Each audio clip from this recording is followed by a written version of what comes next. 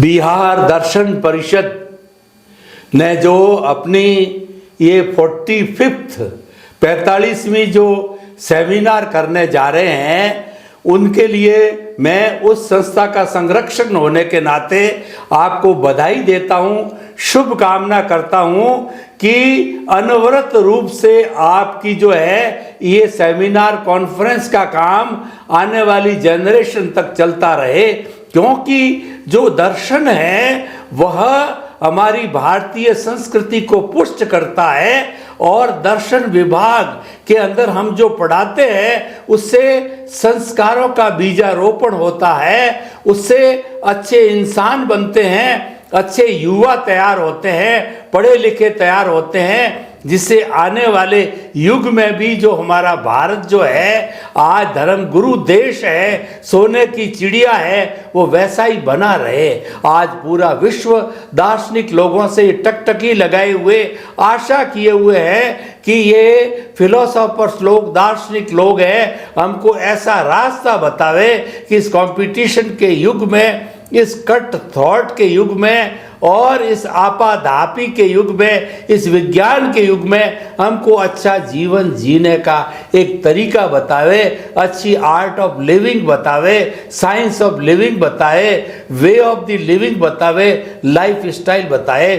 और इस 45वें सेमिनार पे आपने जो विषय लिया है योगा कर्मसु कौशलम, बहुत ही सुंदर, प्रैक्टिकल और समसामयिक विषय है। इस विषय की आज आवश्यकता है। योग कर्मसु कौशलम यानी कि जो है कुशलता पूर्वक कर्म करने को योग कहते हैं। योग का अर्थ होता है जोड़ना। किसको जोड़ना? माइंड, बॉडी और सोल। हमारा जो है मन और शरीर और आत्मा तीनों जुड़ जाते हैं तो वो होलिस्टिक हो जाते हैं, उसी का नाम योग है। योग भारत की कृति है। भारत में योग ने जन्म लिया। हमारे ऋषि मुनियों ने जो नदी के किनारे अपने आश्रम बना करके और बहुत शताब्दियों पूर्व योग का जीवन जिया और विद्यार्थियों को शम और श्रम की संस्कृति बताई, तो वैसा योग जो है वो भारत के अंदर आज पल्लवित पुष्पित होते हुए आज 21 दिसंबर को हम अभी तक 9 जो है अंतर्राष्ट्रीय योग दिवस मना चुके हैं। पूरा विश्व के 210 कंट्रीज मनाते हैं। विषय पर मैं दृष्टिपात करूं तो कुशलता का जो है कुशलता पूर्वक कर्म करना योग कहलाता है। कितना सुंदर है। इसको अगर मैं गीता के संदर्भ में बात करूं तो निष्काम कर्म कहा जाता है। ज्ञानी व्यक्ति योग अगर जो है कुशलता पूर्वक कर्म करना सीख जाए तो वह निष्काम कर्म करने की परिभाषा में आता है। इसका अर्थ यह है कि आपको कर्म करना है, करना पड़ेगा। मैं दार्शनिक भाषा में बात करूं कि इस जीवन में जो हम जन्म से मृत्यु तक जो कर्म करते हैं उसकी फिल्म, उसकी कॉजल बॉडी, उसका कर्म शरीर, उसका लिंग शरीर हम पिछले जन्म से बना के साथ में लाते हैं। मात्र ये फिल्म खुलती है, मात्र जो है ये जो हमारी पहले स्क्रिप्ट बनी है उसके अनुसार खुलता। हर क्षण हर पल हमारा मन वचन काया है उसके अनुरूप चलता है। उसको चलाने वाली कुदरत है, उसकी क्रिएटर, ऑपरेटर, डिस्ट्रॉयर कुदरत है। हमारे हाथ में कुछ नहीं है। इसलिए कहा गया है कि को सुख को दुख देत है कर्म देत झकझोर, उर्जत सुरजत आप ही ध्वजा पवन के फेर। यानी हमारा जीवन एक कठपुतली की तरह है, कर्माधीन है। बुद्धि भी कर्मानुसारिणी हो जाती है। जैसे कर्म उदय में आते हैं वैसी बुद्धि हो जाती। तो कहने का अर्थ ये है हमको कर्म करना पड़ेगा।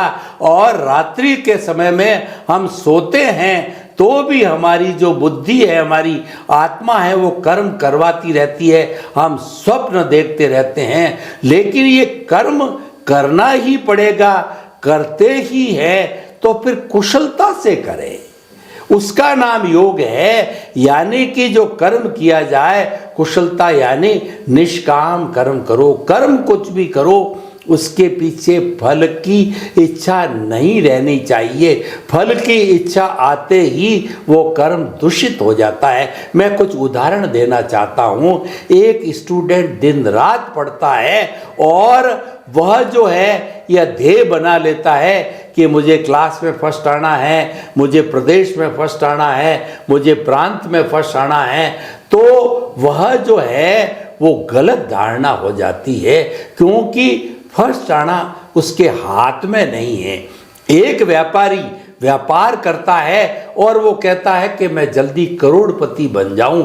मेहनत करना, व्यापार करना उसके हाथ में है, करोड़पति बनना उसके हाथ में नहीं है। एक लड़का लड़की व्यस्त हो जाते हैं, शादी करते हैं, शादी करना उनके हाथ में है, अच्छा जीवन उनके हाथ में है, लेकिन वो चाहे कि हम दाम्पत्य जीवन के अनुसार अपनी मर्जी के अनुसार जीवन जी लेंगे, सुख प्राप्त कर लेंगे, संतान प्राप्त कर लेंगे, वह उनके हाथ की बात नहीं है। तो मैं कहना चाहता हूं, व्यक्ति चाहता बहुत है लेकिन उसकी चाह के अनुसार होता नहीं है, क्योंकि ये तो कर्माधीन है, ये हम पीछे से लेके आए हैं। जब कर्म हमारे हाथ में है, फल हमारे हाथ में नहीं है, तो हम इच्छा क्यों करें। देखिए इसके दुष्परिणाम क्या होते हैं। किसी स्टूडेंट ने मेरिट में फर्स्ट आने का ध्येय बनाया, नहीं आता है, तो वो सुसाइड भी कर लेता है, डिप्रेशन में भी चला जाता है। और व्यापारी जो है वो जो है करोड़पति नहीं बनता है तो वह आत्महत्या तक कर लेता है। और किसी ने अगर अपना ये ध्येय बनाया कि हमारा जीवन तो एक बहुत ही अच्छे जो है सुचारू रूप में गृहस्थी का होगा, नहीं होती है, डाइवोर्स भी हो जाता है, तू मैं भी हो जाती है। यानी कि कहने का अर्थ ये है कि आप कर्म करते रहो, करते जाओ, जन्म से मृत्यु तक। फल की इच्छा किंचित मात्र भी, स्वप्न में भी फल की इच्छा मत करो। यानी जो कुछ होता है उसको एक्सेप्ट करो। वो कर्म सुकौशलम है, वो योग है। योग भी यही सिखाता है, आप प्रज्ञा चक्षु बनो, आप स्थित प्रज्ञ बनो, आप संभाव की अवस्था में रहो। यानी सुख दुख को और लाभ हानि को, जन्म मृत्यु को, अच्छे बुरे को एक समान समझोगे तो आपके जीवन में कभी भी कष्ट नहीं आएगा। तो आज का विषय जो है वो अपना जो कर्म किया जाए कुशलता पूर्वक किया जाए, वो आर्ट ऑफ द लिविंग के हिसाब से किया जाए, साइंस ऑफ लिविंग के हिसाब से किया जाए, अच्छी लाइफ स्टाइल रखी जाए, शिष्टाचार किया जाए और कुछ एथिक्स का पालन किया जाए कि पर हित सरिस धर्म नहीं भाई, पर पीड़ा सम नहीं अदमाई। हम किसी प्राणी को अपनी तरफ से चला करके कष्ट नहीं देंगे। अगर इतना व्यक्ति धारण कर लेता है तो वो मनुष्य जीवन के अंदर भगवान बन जाता है। मैं बड़ी डंके की चोट के आधार पर और अपने अनुभव के आधार पर, एक दार्शनिक होने के आधार पर कहना चाहता हूँ कि जो कुशलता पूर्वक कर्म करता है, यानी बिना फल की इच्छा किए, बिना रिजल्ट की इच्छा किए हुए, सावधानी पूर्वक और होश हवास के साथ के अंदर बड़ी विजिलेंस के साथ केयरफुली कर्म करता है, तो निश्चित तौर पे उसको सफलता मिलेगी, क्योंकि असफल होने का कोई कारण नहीं है। महात्मा गांधी ने कहा है कि जो व्यक्ति जो है कभी भी अगर असफल नहीं होता है तो कभी वो सफल भी नहीं हो सकता है। एक चींटी है, वो ऊपर चढ़ना चाहती दीवार पे, कई बार गिरती है, कई बार उठती है, गिरना उठना करते करते वो अपने गंतव्य पर पहुंच जाती है। तो हमें साईं बाबा जो हमारे देश में हुए हैं उनकी बात को ध्यान रखना चाहिए, जो कि आज के विषय से जुड़ी हुई है, वो है श्रद्धा और सबूरी।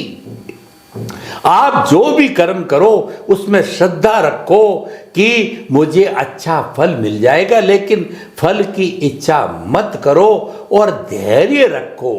जरूरी नहीं है कि एक बार काम करने से ही आप मेरिट में फर्स्ट आ जाओगे, करोड़पति बन जाओगे, एमएलए बन जाओगे, एमपी बन जाओगे, या आपके पति पत्नी के बीच में नोक झोंक भी होती है तो उसको धीरज रखो, उसको समाहित करो, एक दूसरा आपस में सॉरी फील करे और वह सॉरी फील करके अपने जीवन को अच्छा बना सकता है।